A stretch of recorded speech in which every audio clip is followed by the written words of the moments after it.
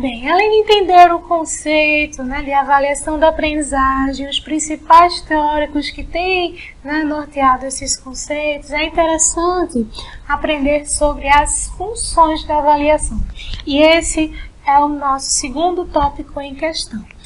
Pela imagem do slide, vocês podem perceber que essas funções da avaliação, elas têm 3 classificações. A primeira, avaliação diagnóstica. A segunda, avaliação formativa. E a terceira, avaliação somativa. O que é que a função diagnóstica nos permite realizar? Primeiro, verificar os conhecimentos prévios do aluno. Então, percebam que a função diagnóstica é aquela que geralmente acontece no início de algum processo, ok?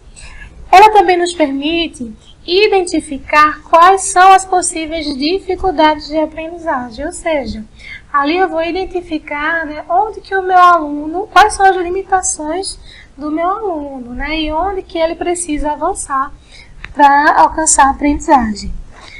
Bem, a função diagnóstica, ela coloca em evidência os aspectos fortes e fracos de cada aluno, ou seja, a avaliação diagnóstica é aquela que permite conhecer onde que o meu aluno tem pontos positivos e quais são as fragilidades do meu aluno, ok?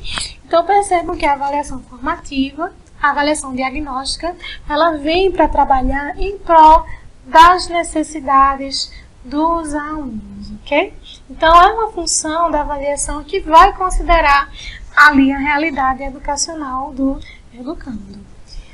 Já a função formativa ou processual, como o próprio nome já diz, processual é aquela avaliação em que temos um processo avaliativo que acontece ao longo do processo.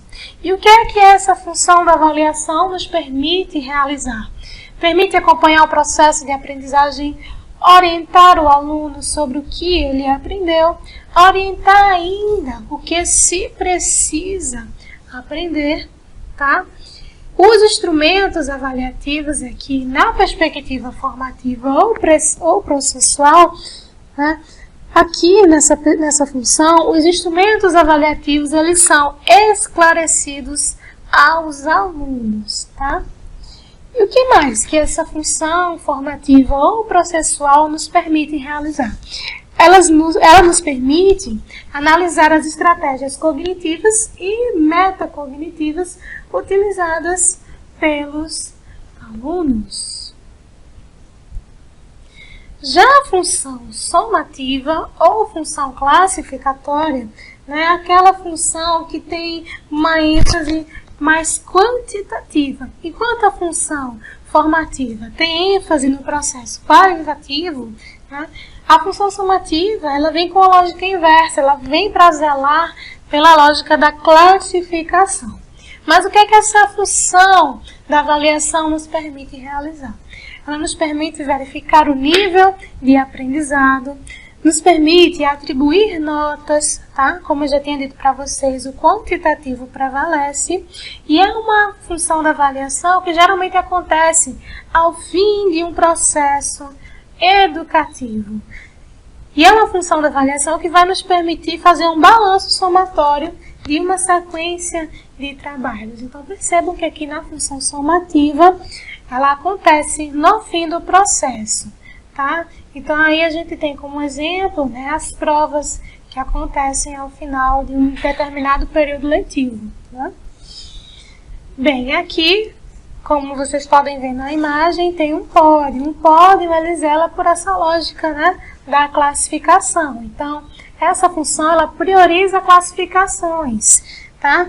Os resultados, eles vêm apenas para verificar, para situar e para informar os sujeitos sobre sua aprendizagem em termos quantitativos.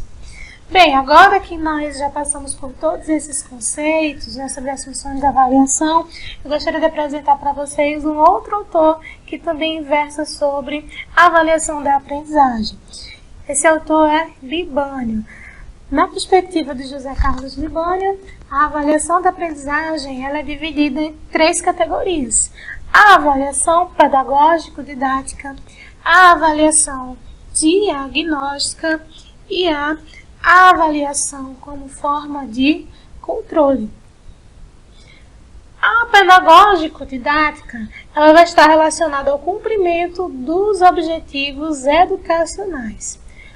A diagnóstica, ela é ali semelhante, à função diagnóstica, porque ela vai apresentar os avanços e os problemas dos alunos junto com a atuação do professor. Então, o professor vai exercer ali uma função de mediador, do processo de ensino e aprendizagem.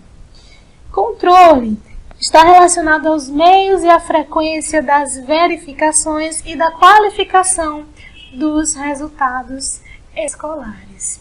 Vamos então agora nesse momento fazer uma síntese de todos esses autores, juntamente com a perspectiva que defende.